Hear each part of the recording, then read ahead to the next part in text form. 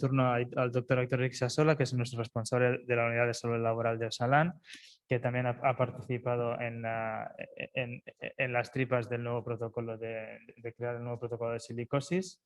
Pues nada, le pongo la presentación. A ver.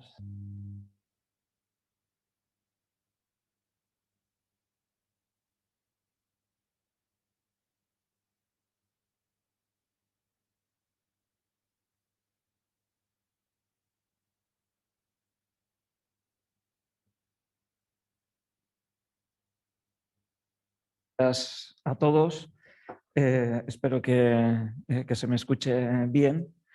Y voy a empezar por explicar lo que es ya el protocolo de vigilancia sanitaria específica de silicosis, el que ya se aprobó ya el año pasado, que se publicó ya el año pasado en plena pandemia, y que de alguna manera lo que nos lleva es bueno, a proseguir con ese trabajo que se inició ya allá a los inicios de los años 2000, ¿no? Con aquel primer protocolo de silicosis, que en un momento determinado en Osalan, como bien decía Miquel, pues veíamos pues, bueno, que tenía muchos años y que había cuestiones que aquel protocolo pues, no había tocado en aquellos momentos y que nos parecía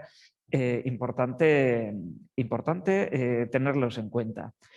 En aquel momento lo que hicimos fue hacer una revisión bibliográfica exhaustiva con la que iniciamos un camino de intentar introducir la mejor evidencia disponible en los protocolos de vigilancia. Este fue aquel intento bueno, que al final dio lugar a aquel protocolo que se dijo que era el protocolo de Osalan, pero tan pronto como lo sacamos, como bien ha dicho Miquel, miembros de la Sociedad Vasca de Medicina de Trabajo, médicos de trabajo, nos transmitían algo, ¿no? Que es precisamente un poco pues, lo que Miquel nos comentaba, ¿no? Necesitaban algo que respondiese, necesitábamos todos algo que respondiese mejor a las necesidades bueno, que Miquel nos ha explicado y que yo no voy a repetir ahora, ¿no? Pero bueno, este fue un poco el mensaje que nosotros recibimos y luego, por otro lado, la ponencia de salud laboral del Consejo Interterritorial del Sistema Nacional de Salud, ahí en el Ministerio de Sanidad, había tomado también ya la decisión y estamos en ello de hacer toda una revisión de aquellos protocolos primeros publicados. Y en este sentido, si bien este protocolo de silicosis le tocaba revisar a la comunidad autónoma de Asturias y desde luego a través del Instituto Nacional de Silicosis, al haber hecho nosotros también aquel primer intento, vamos a decir, ¿no? de renovación de los protocolos, se nos invitó a poder participar en la elaboración del protocolo de vigilancia sanitaria específica de silicosis. Entonces, es aquí cuando nos pareció que lo que se había trabajado aquí a través de la Sociedad Vasca de Medicina de Trabajo, entendemos que como voz de tantos especialistas, ¿no? Pues era algo que nos tocaba transmitir a quienes en principio tenían la responsabilidad de la revisión de este protocolo. Entonces, bueno, nos dirigimos, pues eso, con el grupo de trabajo en el que participaba la comunidad asturiana, el Instituto Nacional de Silicosis, y precisamente quisimos llevar esto al protocolo. Esto fue fruto bueno, luego de muchas discusiones, de muchísimo trabajo, y creo que al menos la idea o las ideas principales, díganse, no solo la minería para la silicosis, porque esto es una realidad, hablar de la periodicidad de la radiología más allá de aquellos criterios que tienen que ver con el Reglamento General de Actividades Mineras y, finalmente, aquellos criterios que tenían que ver con la aptitud que nos parecían que podían ser de ayuda a la hora de la toma de decisiones. Bueno, todo esto es lo que nosotros quisimos llevar y creo que en gran parte se consiguió incluir dentro de este protocolo. Y por otro lado, este modo de hablar de la aptitud, etcétera, creo bueno, que la propuesta que se hizo a través de la Sociedad Vasca de Medicina de Trabajo, luego ha fructificado en que en diferentes protocolos en los que hemos participado nosotros, hemos querido llevar un poco ese esquema, ¿no? Porque nos parecía que era un esquema útil, y un esquema útil sobre todo porque parte de quienes todos los días estáis trabajando con los trabajadores en lo que es la vigilancia específica de la salud de todos y todas ellas, ¿no?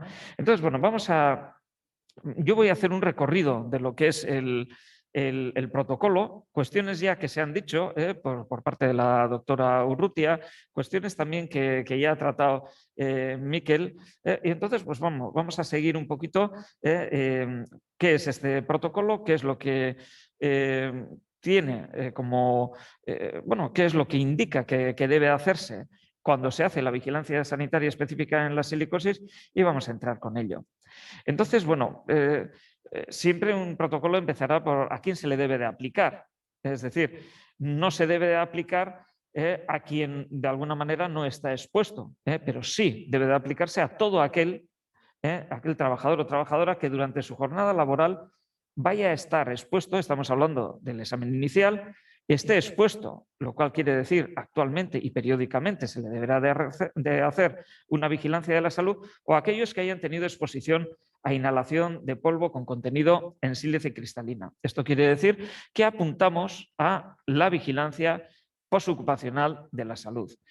¿Esto por qué? Pues en principio porque la silicosis puede seguir desarrollándose más allá de la finalización de la exposición. Por lo tanto, podría haber una vigilancia de la salud en relación a los efectos principalmente benignos que puede producir la exposición a la inhalación de polvo con contenido en sílice cristalina. Otra cuestión sería hablar del cáncer, para lo cual en este momento no hay modo de cribado o de screening que nos pudiera permitir hacer una detección precoz del mismo y quizá esto, pues el tiempo podrá darnos herramientas para poder actuar en ese sentido. Nos da una serie de definiciones y conceptos, los que no voy a desarrollar porque la doctora Urrutia ya los ha ido desarrollando, ¿no? Pero bueno, creo que sí que hay que indicar algo que ella también nos decía, y creo que todos somos muy conscientes de ello, que el indicador más importante es el de la dosis acumulada de sílice. Es decir, la concentración de polvo respirable en miligramos metro cúbico por el porcentaje de sílice libre que hay en ese polvo respirable por el número de años de exposición. Esto nos puede dar una idea de cuál es la dosis acumulada de sílice, que es el indicador que que más directamente se va a relacionar tanto con la silicosis como con el cáncer de pulmón. Por lo tanto, tener una idea clara de la dosis acumulada de sílice es una cuestión de enorme importancia. Y de ahí luego subrayaremos la enorme importancia que tiene la historia clínica y qué datos debe de recoger esta historia para que podamos tener una idea, cuando menos, de cuál es esa dosis acumulada de sílice en las personas trabajadoras. Las fuentes de exposición sabemos que son múltiples, la sílice es tremendamente ubicua, es quizá el elemento más presente en la corteza terrestre y tiene miles de utilidades, pero bueno, sabemos que en el trabajo tiene pues, múltiples aplicaciones, se utiliza en tantas cosas que las fuentes de exposición pues hay que tenerlas muy en cuenta, puesto que efectivamente se tenía en cuenta solamente en determinado tipo de actividades y hay que tenerlo en cuenta en este momento todas las actividades. En cuanto a la exposición de la sílice cristalina, los efectos de la salud, para no repetirme, pues bueno, la silicosis, el cáncer de pulmón, el descenso acelerado de la función pulmonar, la EPOC, tuberculosis, bueno, cuestiones que ya nos han explicado en la primera presentación de hoy y a su vez, las formas clínicas de silicosis que no voy a volver a repetir, pero bueno, que en todo caso estaremos hablando de las formas de silicosis crónica o, en su caso, de aquellas aceleradas, agudas, con todas las características que esta silicosis pueden tener. En cuanto a la prevención, sí, decir, y ya lo ha dicho también antes Miquel, lo más importante es la prevención primaria, que consiste en mantener los niveles de polvo respirable dentro de los límites que marca la legislación. Claro, pero esto, desde luego, no se hace mirando a ver si hay mucho polvo o hay poco polvo. Es decir, esto implica que hay que evaluar el riesgo. Y dentro de la evaluación del riesgo está la posibilidad y en muchos casos la necesidad de medir, sobre todo de saber a cuánto está expuesta la persona trabajadora y poner todos los medios de prevención para evitar la exposición. Porque claro, aquí estamos ante un tipo de material, vamos a decir, ante un tipo de agente que precisamente por su ubicuidad, por su amplia utilización, parece que es normal y de toda la vida. Y normal y de toda la vida implica que se puede estar olvidando que este agente es un agente cancerígeno. Y eso es algo que no se nos debe olvidar y que es un agente que durante toda la historia ha estado produciendo enfermedad. Enfermedad y muerte. Y por lo tanto hay que tenerlo muy en cuenta.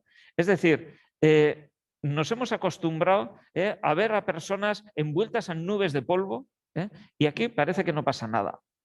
Esto no puede ser. La prevención primaria tiene que implicar un trabajo adecuado, proponer medidas preventivas, trabajar en húmedos. O sea, bueno, no vamos a entrar en todo lo que es la prevención porque nos daría precisamente para todo un curso y para muchísimo más, ¿no? En cuanto a la prevención secundaria, que es en la que nos encontramos con este protocolo, ¿no? Pues tiene, como bien sabemos, el objetivo de identificar la enfermedad en sus fases precoces para evitar, sobre todo, su progresión y para poner las medidas preventivas si éstas no han sido eficaces hasta entonces. Y finalmente existe una prevención terciaria que en general puede no ser muchas veces campo de actuación de la medicina de trabajo que se lleva a cabo en los servicios de prevención, pero también. Digamos que lo que se pretende ya es evitar la progresión de la enfermedad establecida y en este caso tenemos que ver las interrelaciones que tiene la silicosis con la tuberculosis, la silicotuberculosis en sí misma también. Cuando aparecen defectos ventilatorios de tipo obstructivo, para hacer un tratamiento. Y desde luego algo que sí corresponde también a los servicios de prevención es el tema de la vacunación. Son personas enfermas crónicas las personas silicóticas y por lo tanto debe de vacunárseles. Debe de vacunárseles contra el Streptococcus pneumoniae y anualmente contra la gripe.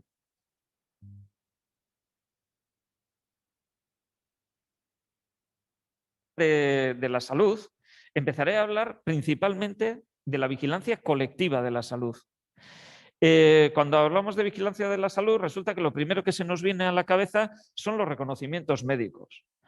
Y esto es una parte, indudablemente, de la vigilancia de la salud, pero es la vigilancia colectiva de la salud la que yo quiero en este momento resaltar. Esta tiene como finalidad analizar las relaciones existentes entre el estado de salud del conjunto de trabajadores y sus condiciones de trabajo. Los objetivos, pues conocer la frecuencia y distribución de esos problemas de salud relacionados con la exposición a sílice libre cristalina. La frecuencia y distribución de las condiciones de exposición en el tiempo, los efectos para la salud y las condiciones de la exposición a sílice. Detectar situaciones de agregados inesperados de casos.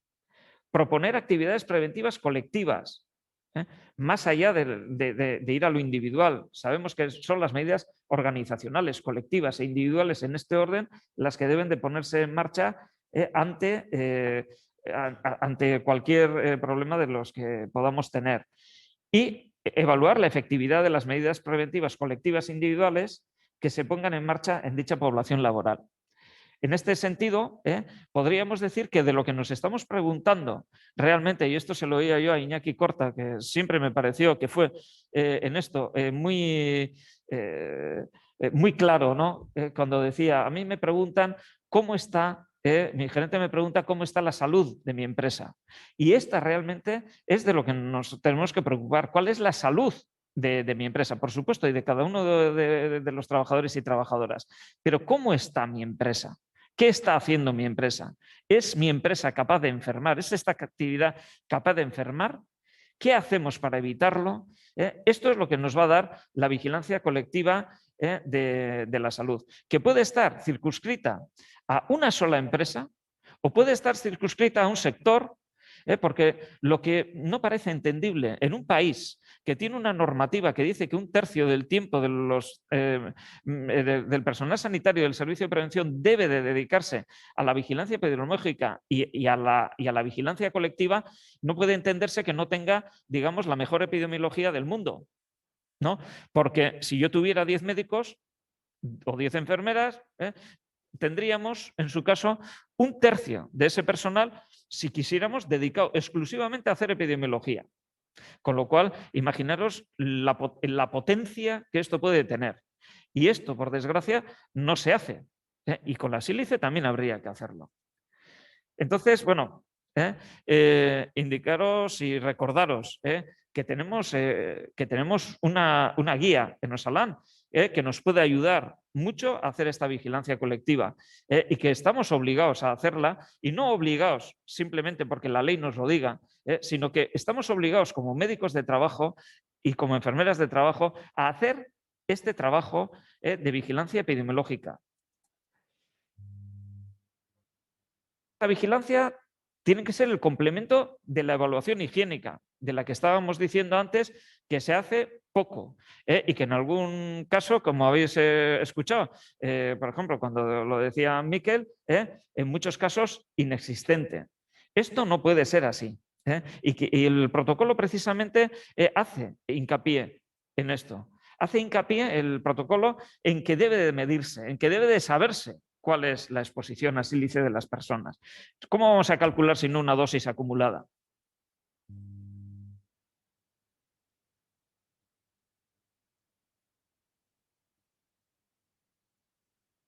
Agrupación de empresas con riesgos similares, y habrá que utilizar también indicadores para analizar e interpretar la evolución epidemiológica.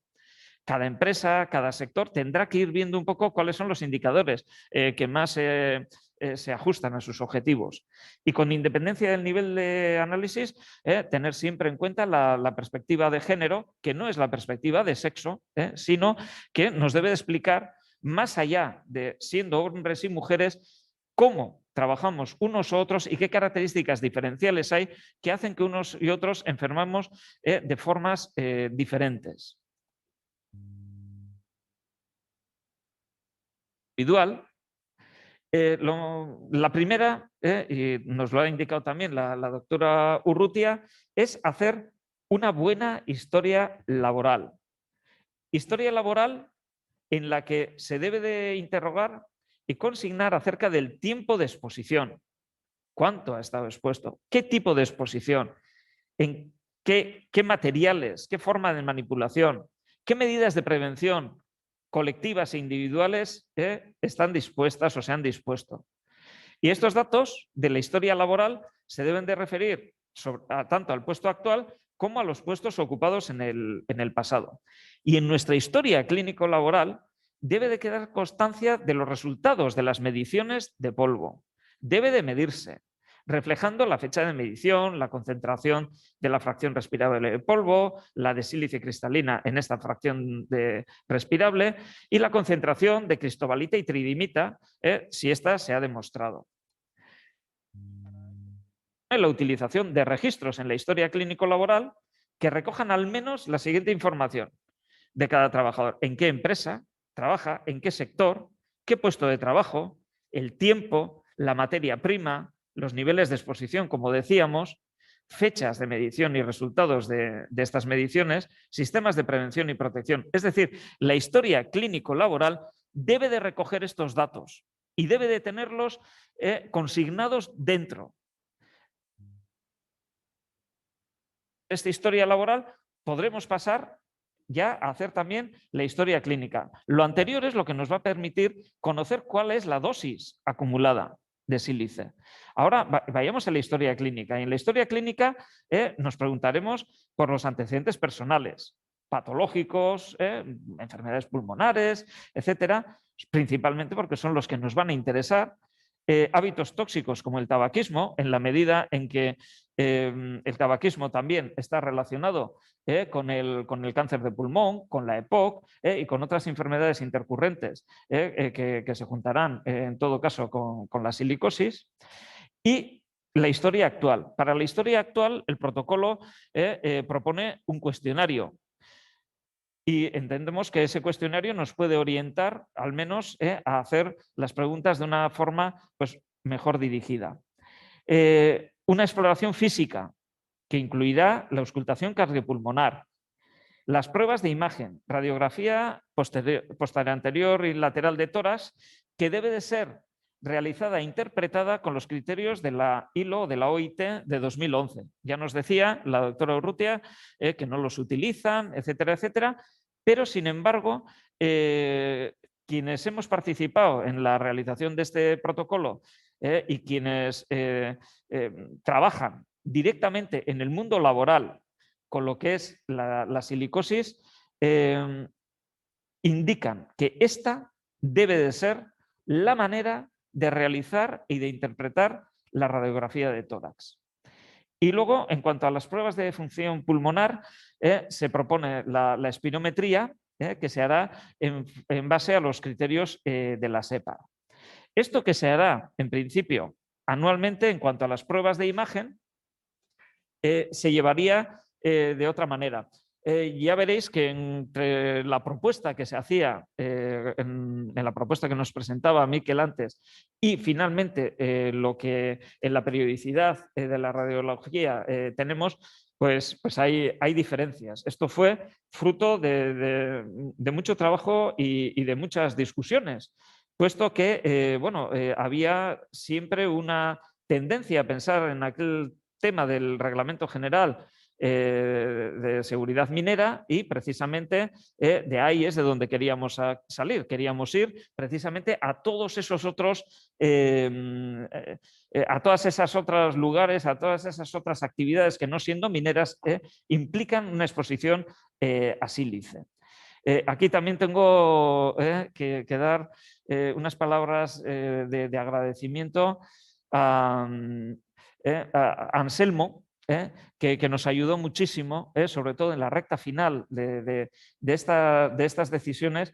Y bueno, yo la verdad es que le agradezco siempre su disposición y la ayuda que nos permitió poder llegar también a hacer estos cuadros, ¿no? Entonces, en cuanto hablamos de la periodicidad, estamos hablando de exposición. Y estamos hablando de exposición y esto implica medición. Y entonces interpretaremos la exposición actual como conforme o como no conforme, que esto es lo que nos indica la norma UNE 689 de 2019. Es decir, O estamos bien o estamos mal. Aquí no hay medias tintas, no hay indeterminados, no hay otro tipo de cuestiones. Ya lo explica él.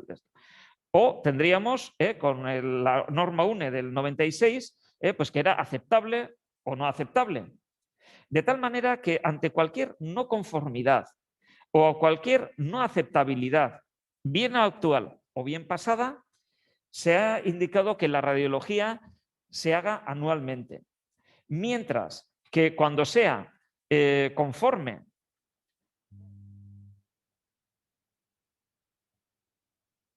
se da el criterio a tener en cuenta, de tal manera que cuando los años de exposición sean menos de 10 años y las condiciones de trabajo sean buenas, pues tendrá trienal, entre 10 y 20 años sería bienal la periodicidad de la radiología y a partir de los 20 años de exposición, incluso en estas condiciones que serían unas mejores condiciones, el seguimiento radiológico sería anual. Será anual también en aquellos trabajadores que están ya diagnosticados de neumoconiosis simple, cuando haya sospecha de sobreexposición o en los trabajadores de los aglomerados de cuarzo por el elevado contenido que tienen en sílice cristalina y porque la detección de estos cuadros en periodos breves de tiempo.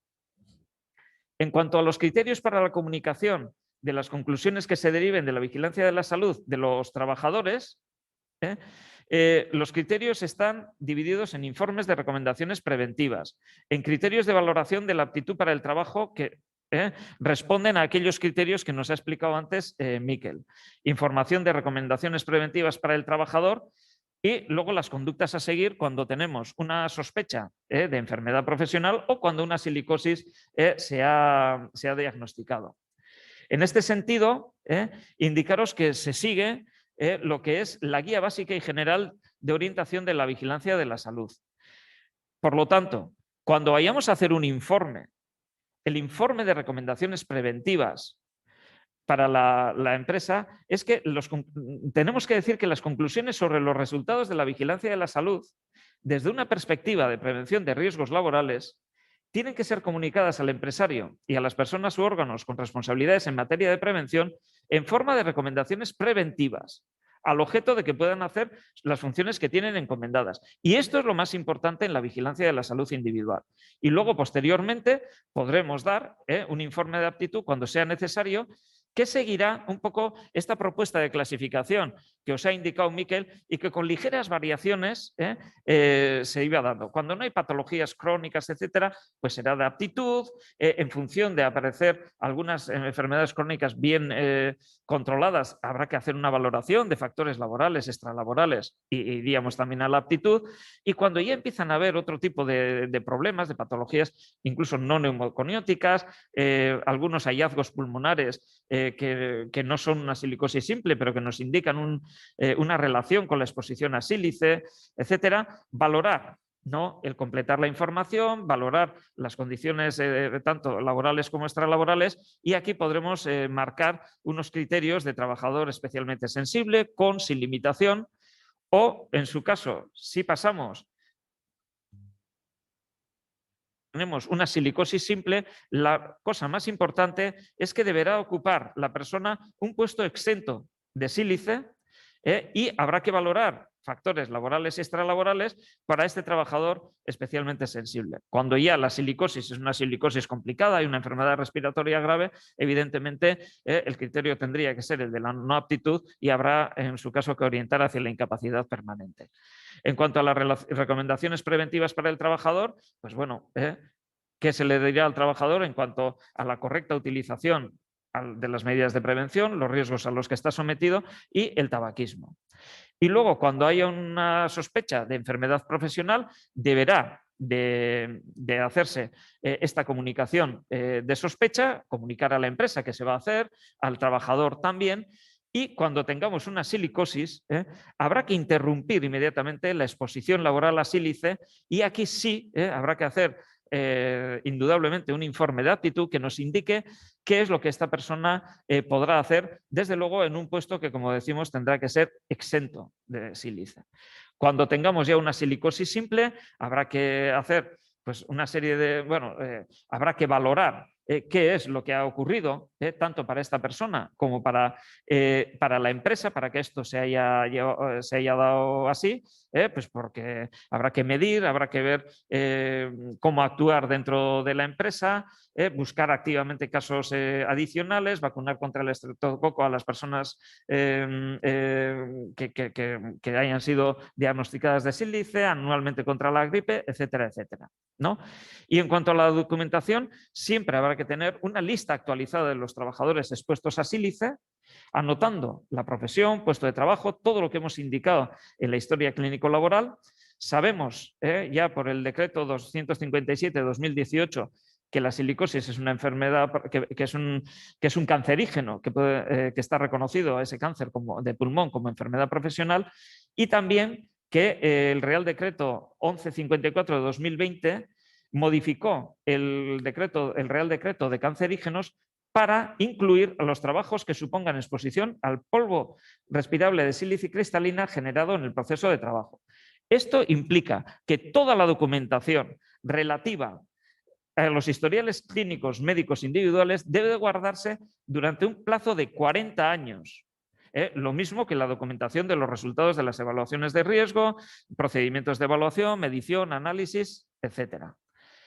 Y otra cuestión es que cuando una persona se jubile tendrá derecho a la vigilancia postocupacional y habrá que informarle tanto de los riesgos, de aquello a lo que estuvo expuesto, las pruebas médicas a las que probablemente va a ser sometido y darle un informe que incluya la descripción detallada de su puesto, tiempo de permanencia en el puesto, riesgos detectados, dosis acumulada de sílice cristalina y las medidas de prevención, etcétera, que ha tenido durante su vida laboral.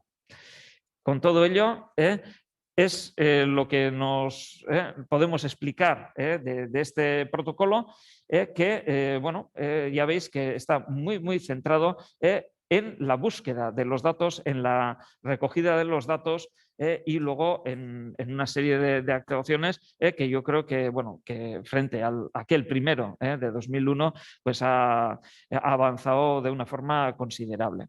Gracias.